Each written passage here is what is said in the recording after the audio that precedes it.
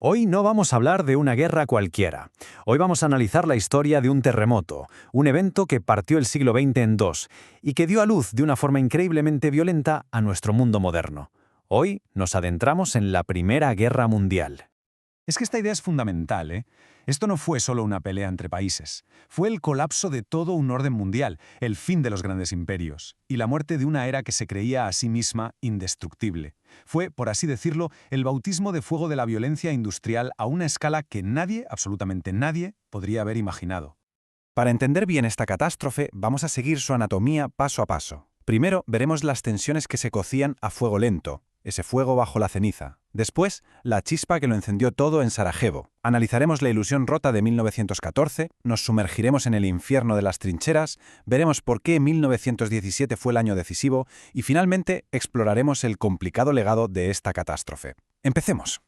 Y comenzamos aquí. El periodo que va justo antes de 1914 se conoce como la Paz Armada. Un nombre que, la verdad, lo dice todo, ¿no? Por fuera parecía que había paz, pero por debajo, en la trastienda de Europa, las grandes potencias se armaban hasta los dientes, preparándose para una guerra que todos, en el fondo, sentían que era inevitable. El cambio clave, quizás, ocurrió en Alemania. El viejo canciller Bismarck había sido un maestro tejedor, creando una red de alianzas para mantener la paz y, sobre todo, para aislar a su enemiga, Francia. Pero llegó un nuevo Kaiser, Guillermo II, lo despidió y cambió las reglas del juego. Su nueva Weltpolitik, su política mundial, era agresiva. Ya no quería equilibrio, quería un lugar bajo el sol para Alemania. Y eso, claro, la puso en rumbo de colisión con las demás potencias. Pero la política alemana era solo un síntoma de algo mucho más profundo. Las causas reales se pueden resumir con un acrónimo muy útil: M-A-I-N. M, de militarismo, una carrera armamentista como nunca se había visto. A, de alianzas, dos bloques enfrentados y listos para saltar. I, de imperialismo, una competición feroz por territorios y recursos. Y N, de nacionalismo, un fervor patriótico, a veces ciego, que convenció a millones de personas de que morir por su país era el mayor de los honores. Y todo este combustible, toda esta tensión, se fue acumulando en un lugar especialmente peligroso, los Balcanes. Se le llamaba, con razón, el polvorín de Europa. Era una encrucijada de imperios que se desmoronaban, como el otomano y el austrohúngaro, y de nuevos nacionalismos que bullían con fuerza. El más potente era el serbio, que soñaba con crear una gran nación eslava y tenía el apoyo del gigante ruso. Y claro, esto chocaba de frente con los intereses de Austria-Hungría, un imperio multiétnico que veía en ese nacionalismo una amenaza mortal a su propia existencia. Y en un polvorín así, solo hacía falta una chispa para que todo volase por los aires. Y esa chispa saltó el 28 de junio de 1914, en Sarajevo. Lo que siguió fue una crisis diplomática que se descontroló a una velocidad de vértigo. Y es que todo se desencadenó a una velocidad increíble. Tras el asesinato del archiduque, Austria, que tenía el famoso cheque en blanco de Alemania, es decir, su apoyo incondicional, le manda un ultimátum a Serbia que era imposible de aceptar. Y le declara la guerra. A partir de ahí, las fichas de dominó de las alianzas caen una tras otra.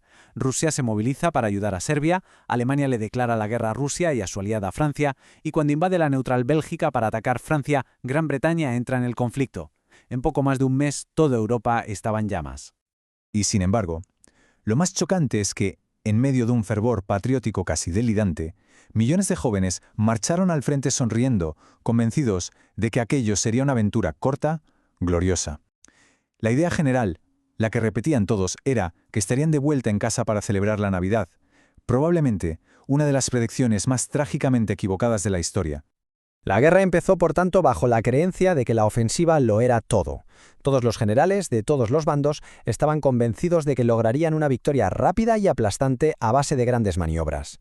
Esta primera fase es la que conocemos como la guerra de movimientos. El plan más audaz de todos era el alemán, el famoso Plan Schlieffen.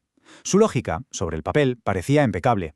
La idea era: como Rusia tardará mucho en movilizar a su gigantesco ejército, vamos a usar ese tiempo para lanzar un ataque relámpago a través de Bélgica, aplastar a Francia en menos de 6 semanas y luego, con toda tranquilidad, mover todas nuestras fuerzas al este para encargarnos de los rusos. Era una apuesta muy arriesgada que dependía totalmente de la velocidad.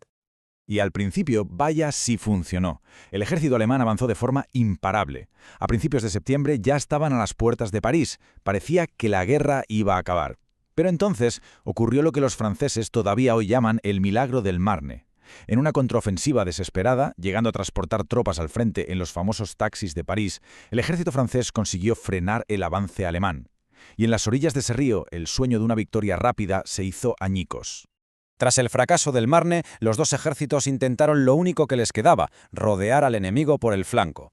Esto desató una especie de carrera desesperada hacia el norte, hacia el mar, que se conoció como la carrera hacia el mar. Pero nadie lo consiguió. El resultado fue que se creó una línea continua de trincheras y fortificaciones que iba, sin interrupción, desde la frontera con Suiza hasta el Canal de la Mancha. La guerra de movimientos había muerto. Acababa de nacer el Frente Occidental. Y así, el conflicto se transformó en algo para lo que absolutamente nadie estaba preparado. Una guerra estática, inmóvil, una guerra de trincheras. Y este fue, sin duda, el periodo más brutal y característico de toda la contienda. Una guerra de puro y absoluto desgaste. La vida, de repente, se desarrollaba en laberintos de barro, ratas y muerte. Y entre las líneas enemigas se extendía un espacio infernal, la tierra de nadie. Un paisaje que parecía lunar, lleno de cráteres, cadáveres en descomposición y enredos de alambre de espino. Un lugar donde la esperanza de vida se medía en segundos bajo el fuego constante de las ametralladoras. El gran problema, el drama de esta guerra, es que los generales seguían pensando con la mentalidad del siglo XIX, ordenando cargas masivas a pecho descubierto contra la tecnología del siglo XX. La ametralladora, que era el arma defensiva perfecta, segaba vidas por miles. La artillería pesada lo destrozaba todo, pero casi nunca rompía las defensas. Luego aparecieron armas de terror como el gas venenoso, y los primeros tanques eran demasiado lentos y poco fiables. El resultado, un punto muerto terriblemente sangriento. Esta nueva y terrible realidad dio lugar a una estrategia de desgaste puro. El ejemplo más aterrador es sin duda la batalla de Verdún en 1916.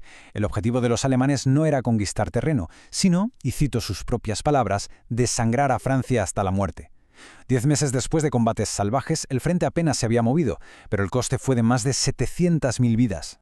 Para intentar aliviar la presión sobre los franceses en Verdún, los británicos lanzaron su propia gran ofensiva en el Somme, y la locura alcanzó un nuevo pico. Solo en el primer día de batalla, el ejército británico sufrió 57.000 bajas, el peor día de toda su historia militar. Al final de la batalla, más de 1 millón de hombres se habían muerto o habían sido heridos. El resultado, ganancias territoriales mínimas, casi ridículas. Después de años de esta masacre sin sentido, llegó 1917. Fue un año de crisis profundas, de motines en los ejércitos, de desesperación en la retaguardia, pero también fue el año que cambiaría el equilibrio de poder de forma definitiva. Un año en el que un gigante en el este se derrumbó y otro, al otro lado del Atlántico, por fin despertó. Dos eventos monumentales dieron un vuelco a la guerra. Primero, en el este, el Imperio ruso colapsó. La revolución bolchevique tomó el poder y firmó la paz con Alemania. Esto liberó a casi 50 divisiones alemanas para luchar en el oeste. Pero Alemania cometió un error garrafal. Su guerra submarina sin restricciones, hundiendo barcos de países neutrales, y el torpe telegrama Zimmermann, donde le proponía una alianza a México, provocaron la entrada en la guerra del gigante dormido, los Estados Unidos. La llegada de Estados Unidos fue sencillamente decisiva, y no solo por el número de soldados frescos que podían enviar, que era prácticamente inagotable, sino por su inmenso poder industrial y financiero. Inclinó la balanza de los recursos de una forma abrumadora, y además aportó un nuevo impulso moral. El presidente Wilson presentó la guerra no como una lucha por territorios, sino como una cruzada para hacer del mundo un lugar seguro para la democracia. Con la balanza ya claramente inclinada, entramos en la fase final del conflicto. Alemania sabía que el tiempo corría en su contra. Tenía una última y muy pequeña ventana de oportunidad para ganar la guerra antes de que todo el poderío estadounidense se desplegara por completo en Europa. En la primavera de 1918, Alemania se lo jugó todo a una carta. Lanzó su última y desesperada gran ofensiva. Y usando nuevas tácticas de infiltración, consiguió los mayores avances en el frente desde 1914. Por un momento de verdad pareció que podían ganar, pero habían quemado sus últimas reservas. El ataque perdió fuelle y los aliados, ahora reforzados por cientos de miles de estadounidenses, resistieron y se prepararon para el contraataque final. Y el contraataque aliado fue implacable. Las líneas alemanas que habían resistido durante 4 largos años por fin se rompieron. Con sus aliados rindiéndose uno tras otro y la revolución estallando en su propio país, el mando alemán supo que la guerra estaba perdida. Finalmente, a la 11ª hora del 11º día del 11º mes de 1918, las armas callaron. La Gran Guerra había terminado. Y cuando el humo se disipó, el mundo contempló el coste, y era inimaginable. Cerca de 10 millones de soldados muertos, Toda una generación perdida de jóvenes europeos. 4 imperios dinásticos, el alemán, el austrohúngaro, el ruso y el otomano, simplemente borrados del mapa. Y el escenario mundial había cambiado para siempre. Estados Unidos era la nueva gran potencia mundial, y en muchos países el papel crucial de las mujeres en la guerra aceleró la lucha por el derecho al voto. Pero la paz que siguió fue profundamente problemática. El Tratado de Versalles, el más importante, impuso unas condiciones durísimas a Alemania. La famosa cláusula de culpabilidad de guerra la obligaba a aceptar toda la responsabilidad del conflicto. Se le impusieron unas reparaciones económicas imposibles de pagar y su ejército fue desmantelado.